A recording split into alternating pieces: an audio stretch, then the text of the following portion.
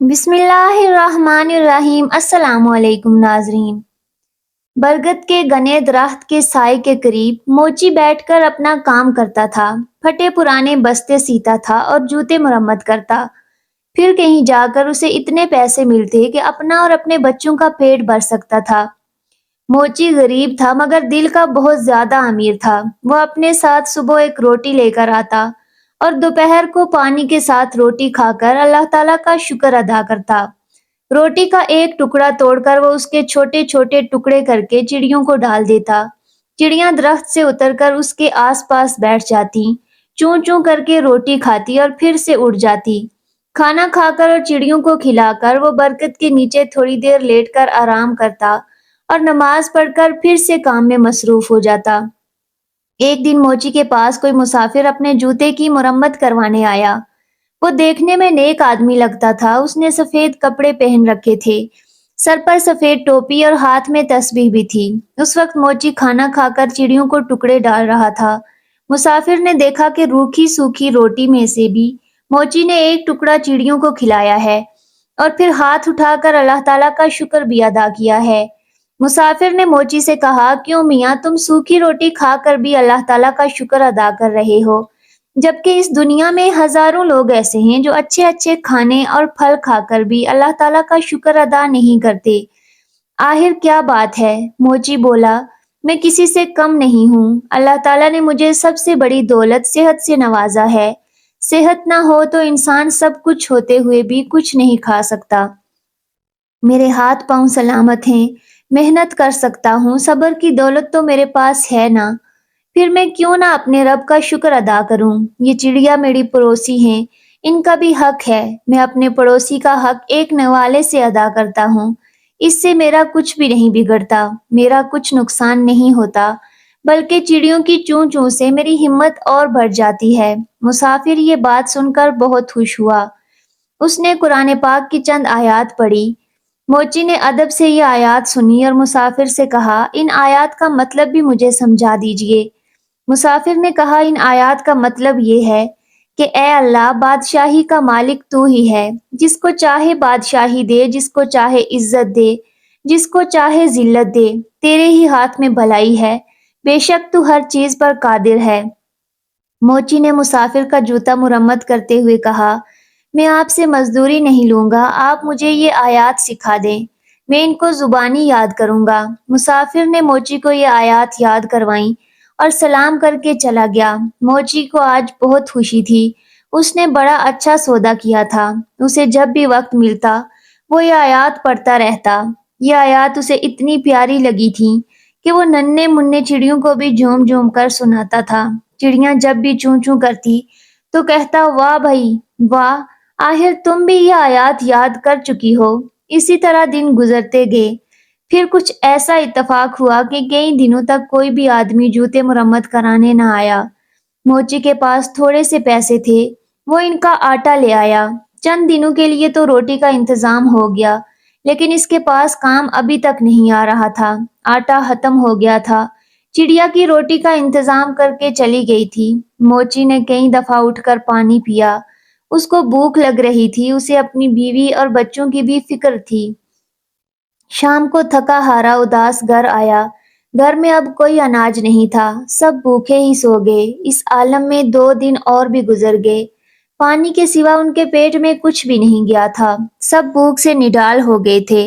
گھر میں کوئی ایسی چیز بھی نہیں تھی جو پیش کر آٹا لے آتا۔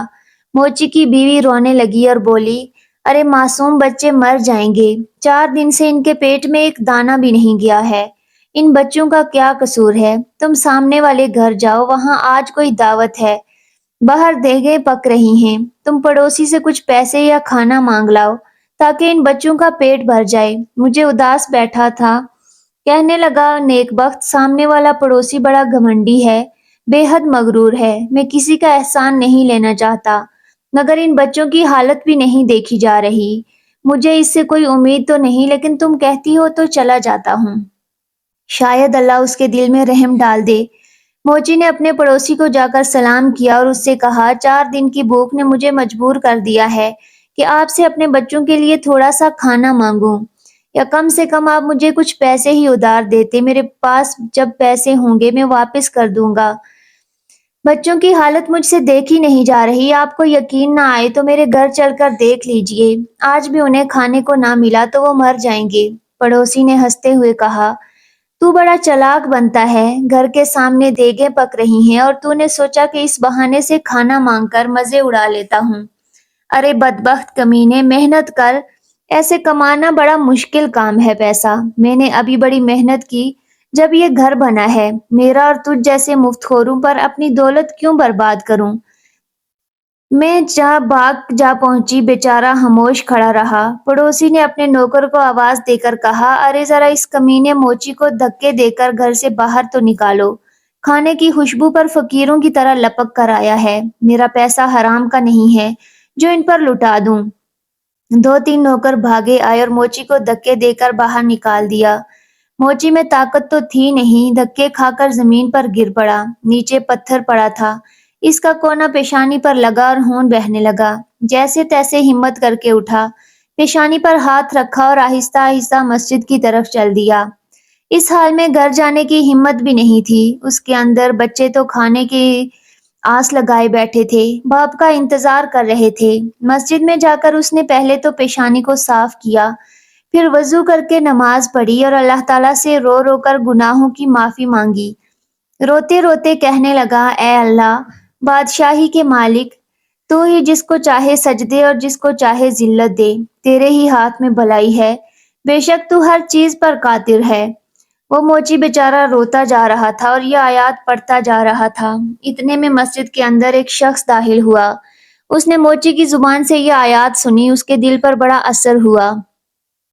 اس نے وضو کر کے نماز پڑھی، نماز پڑھ کر اس نے موچی کو سلام کیا اور کہنے لگا، میں ایک تاجر ہوں، اپنا مال لے کر اس شہر میں آیا ہوں، آتے ہی یہ مصیبت مجھ پر ٹوٹ پڑی کہ میرا وفادار ساتھی مر گیا اور مجھے ایک ملازم کی ضرورت ہے۔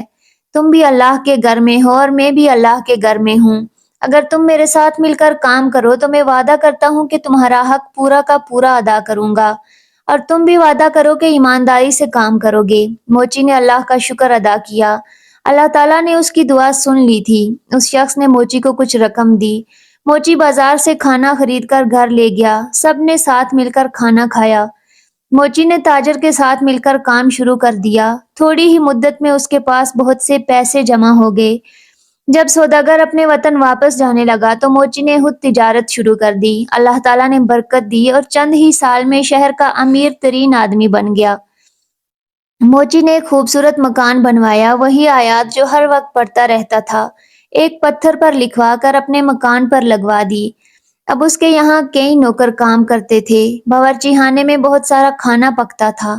کوئی غریب آدمی آتا تو موچی اس کو عزت کے ساتھ بٹھاتا، کھانا کھلاتا اور اس کی مدد کرتا۔ برگد کے درخت پر جو چڑیا رہتی تھی، موچی انہیں بھی نہیں بھولا تھا، وہ ڈھیر سارا دانہ چڑیوں کو ڈال کر آتا۔ ایک دفعہ سردی کا موسم تھا، بارش ہو رہی تھی، رات کے وقت کسی نے دروازے پر دستک دی، نوکر نے دروازہ کھولا، ایک آدمی پھٹے پرانے کپڑوں میں دروازے پر کھڑا کانپ رہا تھا۔ نوکر اسے اندر لے آیا، کمرے میں بٹھایا، اس کو کپڑے لا کر دیے، باورچی خانے سے جا کر گرم گرم کھانا لا کر اس کے سامنے رکھا۔ اس آدمی کی یہ حالت دیکھ کر نوکر رونے لگا، اتفاق سے موچی جاگ رہا تھا۔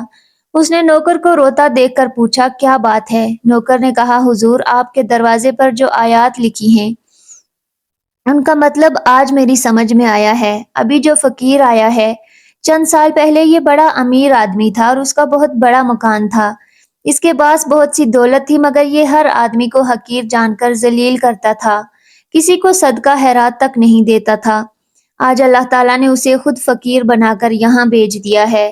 میں اس کے گھر میں ملازم تھا، میرا بچہ بیمار پڑا، میں نے کچھ روپے مانگے مگر اس نے مجھے دھکے دے کر گھر سے نکال دیا، میرا بچہ علاج نہ ہونے سے مر گیا۔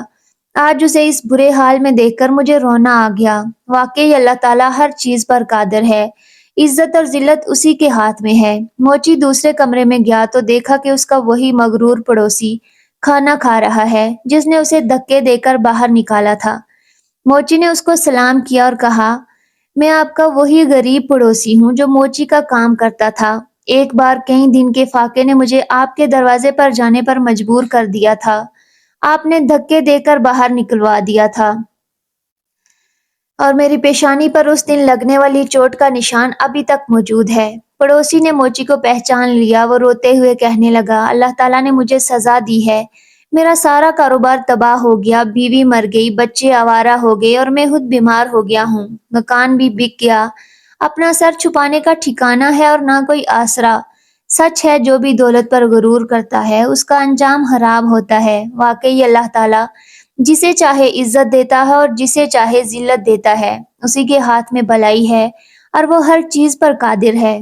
موچی نے کہا، ہاں، ہر چیز اللہ تعالیٰ کے اختیار میں ہے، اللہ تعالیٰ کی ذات کے علاوہ کسی پر بھروسہ نہیں کرنا چاہیے۔ ارے بھائی، پیسہ کیا ہے، آنے جانے کی چیز ہے، اس پر غرور کرنا اچھی بات تو نہیں ہے نا۔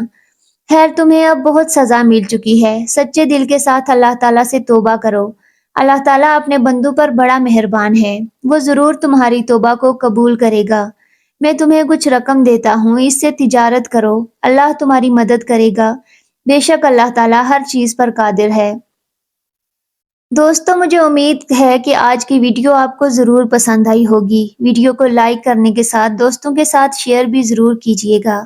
اپنا اور اپنے پیاروں کا بہت سارا خیال رکھیے گا۔ اللہ حافظ۔